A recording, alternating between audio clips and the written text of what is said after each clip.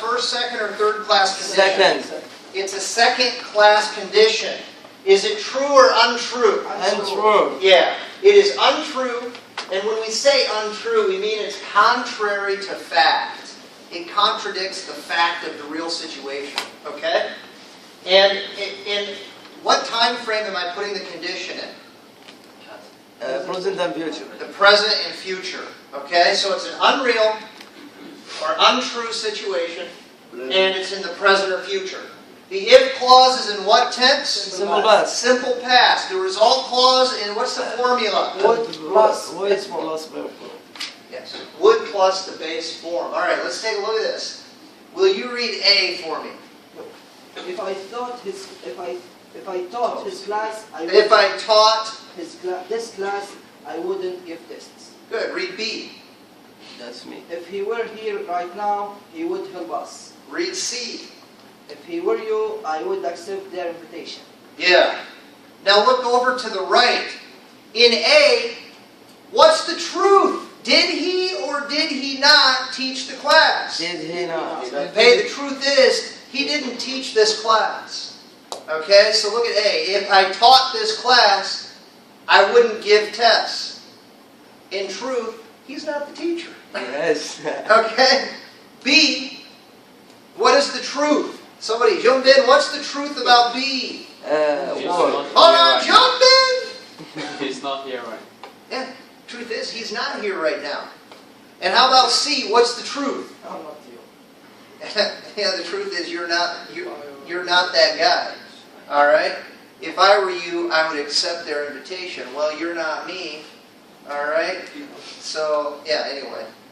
Note, now this is interesting. You'll notice it says, where? I'm reading right down below here in the little box, okay? And let's see, let's have someone else read it. Mohammed, read nice and loud, where? Where is used for both singular and plural subjects. Yeah. Was, with, I, she, he, it. Is sometimes used in informal speech. If I was you, I'd accept their invitation. Yeah, so listen, this drives students crazy. And if you know why, if you just understand it's an exception, okay? And the easiest thing to do is always remember when you're using the be verb, okay, in a second class condition, always use were. Okay, that's the most formal way to do it. Now, when you're listening to crazy Americans speak English, sometimes you're going to hear when they're using an I, a he, a she, and it in the if clause, they'll put a was after it, right? Instead of a were. Don't be confused by that. The easiest thing to tell you is just use a were, okay? You correct him. Well, listen, I mean, the book said there's room for both. One is more formal. Which one is more formal, were or was? Were is more formal, okay? Both are okay. Were is more formal, and it'll always sound good, and it'll always be right. I just say use were, okay? Keep it simple. All right. Let's see. Let's jump over here. Will you read D and E for me? If I had enough money, I would buy a car. And if I had enough money, I could buy something. Yeah, so you'll see there's two sentences. The difference is what word? Could and could. Could and would. So the question is, when do I use would and when do I use could? Well, off to the right it tells us we normally use would to express what? Something we want. Correct. Something, something desired or we want, or there's another predictable results. Okay? So if I want to express a desire, I use what word? Would. Would. If I'm going to predict something that I know is going to happen, what do I use? Could. Should. Oh, be careful. Use would. So in both occasions, predictable results, use a would.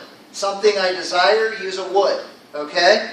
Now it says for a could, it's the idea of would be able to. It's the idea of ability.